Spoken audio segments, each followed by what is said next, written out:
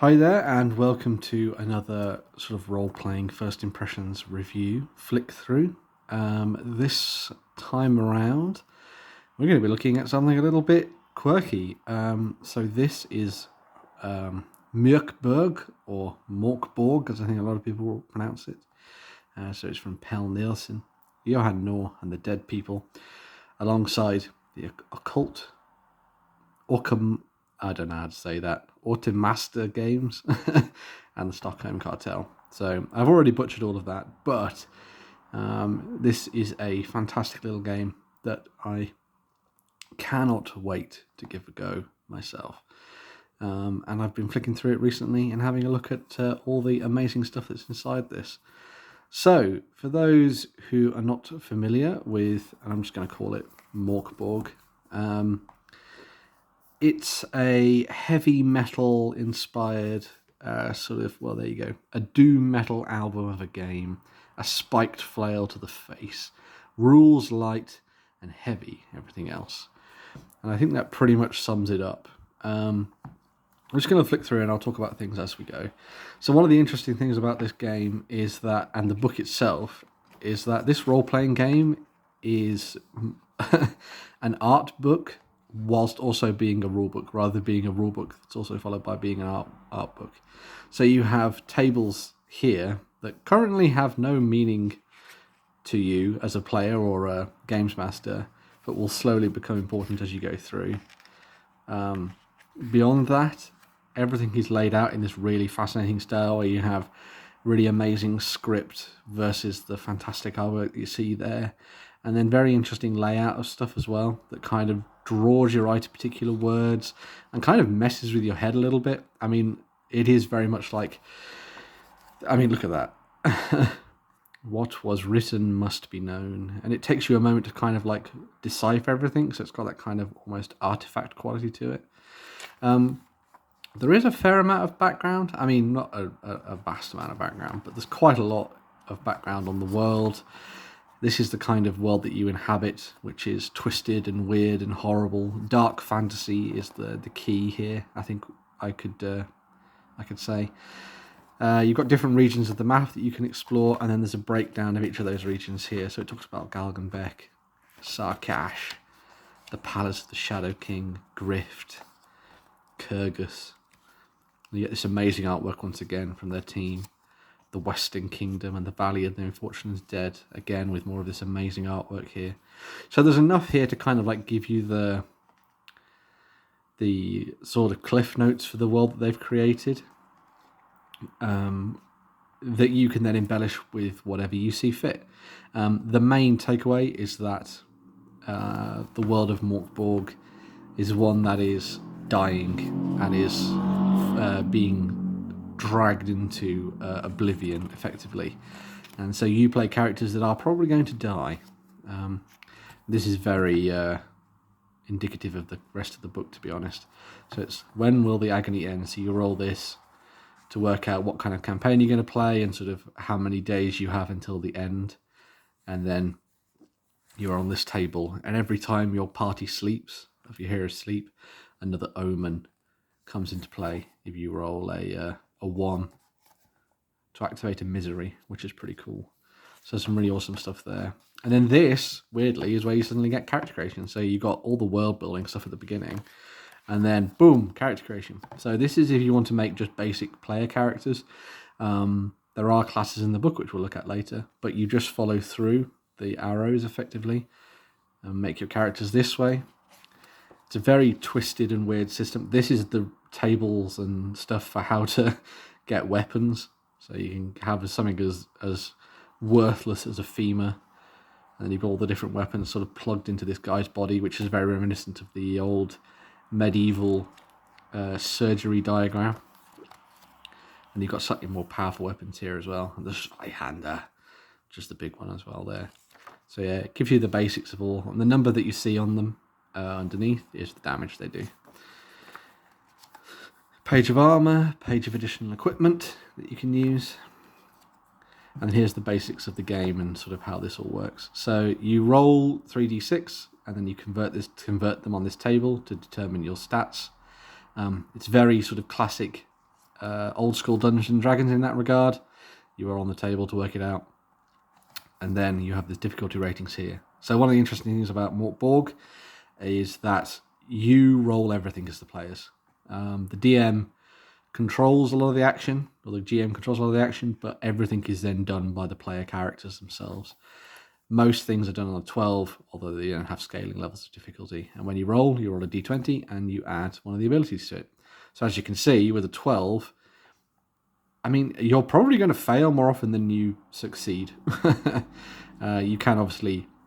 one of the interesting things it says in the book is that this is a game that rewards people that think and plan together, and to lower the difficulty of checks. So it's definitely one of those games where you're encouraged to think outside the box when it comes to playing your games. How to calculate hit points, what happens if you die, crits and fumbles, all very brutal. Here you can see the tests that you have to make. A very simple initiative system as well. So you can do it individually, but basically it's just roll a d6 and it's PCs go first or the enemies go first. Nice and simple. And then here you go. When you're testing a melee attack, d12. When you're testing a range attack, d12. And then when you're testing when an enemy strikes you, defense. And then you minus from the armor and stuff as well, as you can see there, which is pretty cool. So yeah, so as you can see, like, it adds to your agility test to make it harder, but your defense goes up, which is pretty cool. So like, you are easier to hit when you're covered in heavy armor, but you can soak a lot more damage, which I think is a nice little addition. A little bit of things on resting. One of the other nice things as well is that while the game is brutal, enemies won't just stick around and fight until the end. So this is there to kind of like make it so combats are quick and nasty. You then have ways to improve your characters if you manage to survive. Powers, which are like magic. You cannot cast anything without the aid of a scroll. And so you have unclean scrolls, which are nasty and horrible. And sacred scrolls, which are lovely and horrible. Which is pretty cool. So you can cast a number of powers per day as long as you have the ability to cast spells using scrolls and you have them in your inventory. This is just a random page talking about the basilisk that lies beneath, the basilisk that lies beneath the world and is kind of challenging your party to perhaps take on some greater adventure on the tabletop. Pretty cool there. These are nice little mitigation optional rules, so you can have omens which your players get. Sometimes ones determined by your class, but otherwise you just get D2, I think it is. Yeah, D2. And these just allow you to do re-rolls of dice or lower damage and that kind of thing, because the game is horrible and nasty anyway, so it's nice to have some mitigation in there. Then you have some things for building your characters and sort of making them more interesting and diverse. Tales from your past, and I love this kind of mentality. Roll a d20 or throw a knife at the page to the right, which I think is really cool. I'd like to see someone actually take like a little toy knife and throw it onto the book to see what their troubling tales were from the past, which is quite nice. Again, very hard, sometimes hard to actually, you read it wrong, you illiterate fool. Arcane catastrophe, not catalysts. So yeah, it's interesting design choices, but this is sort of like a table for what happens when magic goes wrong. And then here are the classes. So you have a Fang Deserter, which is a little bit more of a melee class. The Gutterborn Scum, which sort of fulfills the role of a rogue. The Esoteric Hermit, which is sort of a spellcaster to some degree, but comes with a lot more omens, which is quite nice. The Wretched Royalty, which is sort of like your noble warrior that is, well, noble in inverted commas. Comes with some interesting bits and pieces there as well. They each get their own piece of cool equipment as well if you choose a class, rather than just getting some bits and pieces, which is quite cool. The Heretical Priest, which is, as you might imagine, a heretical priest. And the Occult Herb Master, who is almost like a little bit of a witch doctor healer kind of thing, which is quite cool. Comes with a whole range of different poisons and elixirs and things. So you can pick one of those, or you can just make a base character. It tells you the sort of things that you need to change when it comes to rolling your stats and abilities and stuff. But they're really cool if you want to do something a little bit more detailed, or if you just want to smash something out, then just use the the table that I talked about earlier. There is also a website that will automatically generate you a character in the blink of an eye. I will put the link to that down in the comments so you can go and check it out. But that is a really cool little system for just making characters, especially if yours has just died. It's a great option for those that want to jump back into the action quite quickly. Maybe be freed from a prison or something. You then have a section of monsters for you to fight. There's some really cool ones in here. I'm just going to talk about two in particular, not to go into too much depth on them. So you've got the goblins. So goblins are really interesting because they are utterly useless. But if you get cut or attacked by a goblin, they will turn you into a goblin eventually. So all goblins have been humans potentially at one point in their lives. So if you don't kill that goblin or that goblin doesn't die, you are going to get turned into a goblin within a certain amount of days, which is just really cool and weird. So if one sneaks off into the shadows, you've got to be like, oh my god, I need to kill that thing. Loads of amazing artwork again, as you can see. I like the Belzy, the like blood covered skeleton. That's so cool. Very Dark Souls, very Elden Ring. I really like the trolls as well. So trolls are meant to be like, they're huge and nasty and monstrous, but they're also cowards, which I think is quite nice. So they will always run away if they get hurt, and then they'll come back with even more health and stuff. So you want to try and hunt them down and kill them. There's also a little table here if you manage to capture them, bring back their corpse or just their horns, which I think is quite nice. We'll talk about developing monsters and all that kind of stuff in future videos as well, because I've got loads of other books to look through for this. You've got porcelain dolls, the Alans, so wick heads, lamplighter heads, a wyvern, and then you get some guys that you could use along your side. So maybe if you wanted to hire an earthbound to fight with you, you can, or a wild wickhead that would follow you into battle and stuff. Use them as fodder. Let me get this. I mean, look, that's just amazing. Oh, that's really cool. But then we have something that I think is really nice. There is a starter adventure here. I'm not going to go into too much detail with this. Just also look at this ribbon that comes with the book. It's amazing, isn't it? So you've got a really cool starter adventure, which is really well laid out. It comes with a really nice dungeon map, and then it breaks down each room. This could probably be played in a night, and I think it'd be really fun to dive into and have a go at. It's very cool.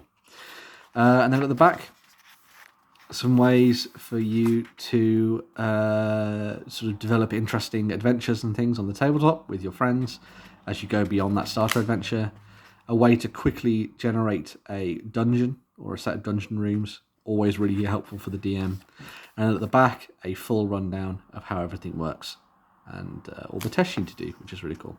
And an index at the back rather than at the front, but I suppose that should be the case because it's not a contents page. But the contents page should have been at the front. So yes, a really fascinating, as we said, doom metal album of a game that is so incredibly well illustrated. It's possibly going to be a little hard to read sometimes for people. Maybe if you're diving into it the first time, you might be like, huh? How do I do that? Why is the spell miscast section not next to the power section? Because why not? They've done this on purpose so that you have to read the whole thing. It's deliberately obtuse at times, which I think is really cool. And yeah, it's an absolutely stunning book, and I cannot wait to give it a go. And I have a whole bunch of other stuff to look through for Mörk Borg as well in the future. Hopefully going to give this a shot in the next couple of weeks or so, although there are some fun things that I'm going to talk about in the future, and I'll just tease those for you now. So that's the Mörk Borg core book, but I'm just going to talk about some of the other stuff that I have coming up. So I'm going to be talking about the Ferratory book, which is quite cool. More adventures and more options. There's also Dark Fort, which was the original micro game that kind of inspired Mörk Borg. So I'll talk about that. Maybe even play that out on camera. That could be kind of cool. We also have the new Heretic supplement, which came out recently, which is just amazing. A little kind of weird poster thing. And then I'm also going to talk about... Oh, there we go. There's another little thing. And then you've also got this, which is a really amazing new DM screen for you to use in your games. that looks fantastic as well. So I'm going to be talking about all of that in the near future. But this was just a flick through Mörk Borg and what this game is all about. I've basically taught you how to play. You'll probably want to pick up the book anyway because it's very cool and you'll definitely want to dive into it and give it a go. I think it's going to be an interesting way to approach fantasy, especially if your group can't get together very often or you want to play shorter sessions. Pick up something like this, get some of the added adventures that you can find online, and have fun with it of an evening, getting absolutely slaughtered by twisted, weird hyena skeletons and that kind of thing. I just want to point out the book cover. Oh, it's so nice. You can just see this kind of like indentation there. Oh, wow. It's a lovely book. But anyway, yeah, so that was a look through Mörk Borg, a flick through of the book, a little bit of review of the words. There are definitely words in here. And yeah, a stunning little piece from this lovely collaborative group alongside Free League, who did the publishing. Really not suitable for those 16 years of age, those under 16 years of age. I like that. This makes it even more enticing for young teenagers to play, which I think is really cool. But yeah, if you have any interest in Mörk Borg, or you've played the game itself, or if you know exactly how to pronounce it, make sure to dive into the comments down below and let me know what you think. I'll be back with more videos on Mörk Borg very soon. I'm also going to have some more miniature-based videos in the future as well. Going to be talking about some conversions and all sorts of different things that I've been working on. I shall see you very soon. Thank you for watching. Make sure to comment, like, share and subscribe if you enjoyed this. There's also a Ko-fi link, so if you want to donate because you've enjoyed the video, make sure to do that as well. It doesn't have to be much, just enough for a cup of coffee or a cup of tea in my case, and it might help me buy some more RPG supplements and miniatures and things to do videos on in the future. Thank you very much, and I will see you guys very, very soon. Bye for now. Get metal, yeah!